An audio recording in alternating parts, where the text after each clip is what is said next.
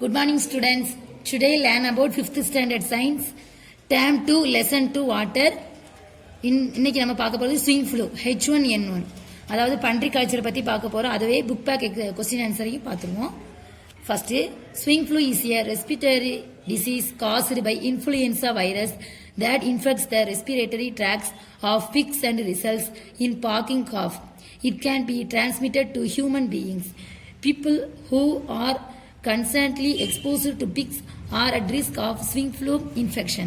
By keeping our surrounding free from sewage water, we can avoid exposure to pigs. Name of the diseases, causative agents, symptoms. அதாவது நோயின் பெயர், காரணி, அதுக்குள்ள அறிகுறிகள்.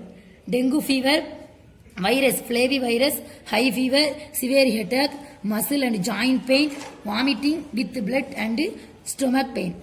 Swine flu H1N1 virus influenza infection in respiratory tracts, indigestion, nasal secretion. அதாவது பன்றி காய்ச்சல். பன்றி காய்ச்சல் வந்து ஒரு சுவாச நோய், சரிங்களாப்பா? இது வந்து இன்ஃபுளுயன்சா வைரஸால் ஏற்படுகிறது. இந்த வைரஸ் வந்து பன்றியின் சுவாச குழாய்களில் தொற்றை உருவாக்கி அதன் மூலம் குத்து இருமலை உருவாக்கும். கட்டுக்கட்டுன்னு இருமல் வரும்ல, அது. இது மனிதர்களுக்குமே இது பரவுது. பன்றிகளுடன் நெருங்கிய தொடர்புடையவர்கள் இந்த நோயால் பாதிக்கப்படுவர். நம்மை சுற்றியுள்ள பகுதிகளில் தண்ணீர் தேங்காமல் பார்த்துக்கொள்ளணும். அதுபோல பன்றிகள் நம்ம சுற்றுப்புறத்தில் இருக்காமல் நாம் என்ன செய்யணும்? தவிர்க்கணும். இப்ப நோயின் பெயர் அந்த dengue fever, flavi virus. Swine flu வந்து இன்ஃபுளுயன்சா வைரஸ். அப்ப அதுக்குள்ள அறிகுறிகள் சொன்னா அதிகமான காய்ச்சல், கடுமையான தலைவலி, தசை மூட்டுக்களில் வலி, இரத்த வாந்தி, வயிற்று வலி, சுவாச பாதையில் தொற்று. சரிங்களா? நம்மளோட சுவாச பாதையில தான் அது தொற்று ஏற்படுத்தியது ஸ்விங் ஃப்ளூ. சரிங்களாப்பா? சரி, இப்ப வந்து நாம எவாலுவேஷன் அதாவது மதிப்பீடு பார்க்க போறோம். First choose the correct answer. ஒன்னாவது, which of the following microorganisms causes waterborne diseases. அதாவது எது வந்து நீரால் பரவும் நோய்களை வந்து தோற்றுவிக்குது? பாக்டீரியா. சரிங்களாப்பா? Water is present in huge quantities as vapour and clouds in the. அதாவது ரெண்டாவது கொஸ்டினுக்கு என்னதுன்னா, நீரானது அதிக அளவில் நீராவியாகவும் மேகங்களாகவும் எங்க காணப்படுதுன்னா அட்மாஸ்பியர், வளிமண்டலத்தில் காணப்படுது.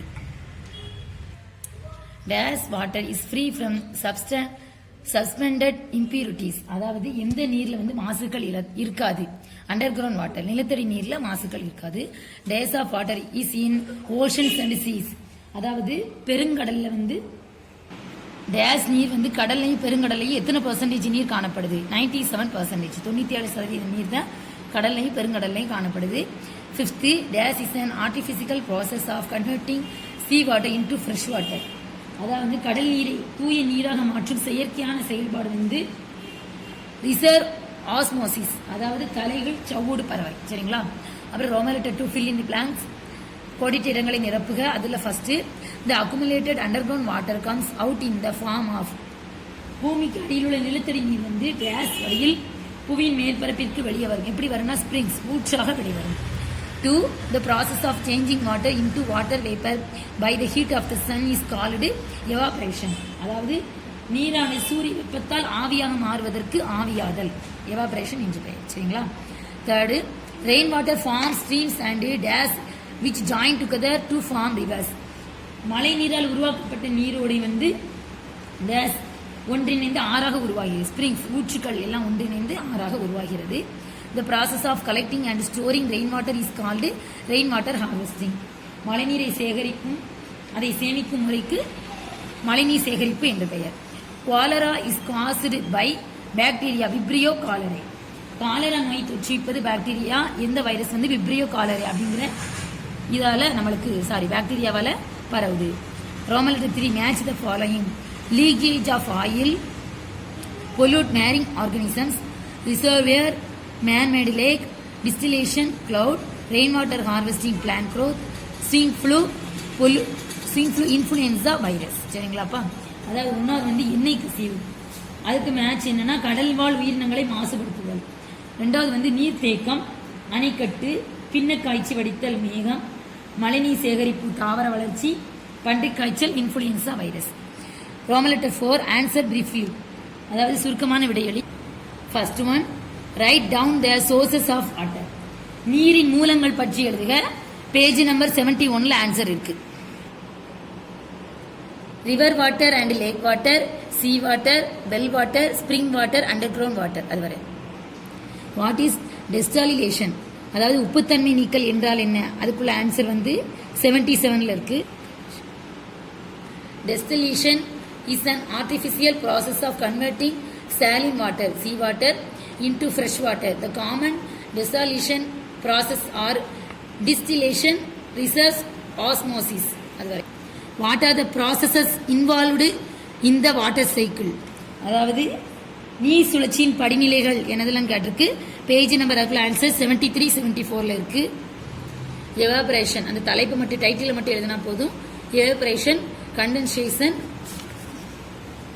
precipitation, flowing back to oceans. அதுவரை. What are reservoirs? 72, அதாவது நீர்த்தேக்கம் என்றால் என்ன இருக்கு, அதுக்குள்ள ஆன்சர் 72ல இருக்கு. Man-made lakes created when dam is built on a river is called reservoir. அதுவரை. How can we prevent dengue fever? அதாவது டெங்கு காய்ச்சலை எவ்வாறு தவிர்க்கலாம் இருக்கு, அதுக்குள்ள ஆன்சர் வந்து 81ல இருக்கு. Spray the house with anti-mosquito spray. Try to wear clothes that cover skin areas. அதுவரை. அப்புறம் வந்து பெரிய கொஸ்டின், ஆன்சர் இன் டீடைல், விரிவான விடையளி. Write the advantages of rain water harvesting, மழைநீர் சேகரிப்போட நன்மைகள் என்னன்னு இருக்கு, அதுக்குள்ள ஆன்சர் வந்து 75ல இருக்கு. Rain water harvesting can reduce floating in the cities. Rainwater harvesting can reduce to top soil loss. Groundwater level can be increased.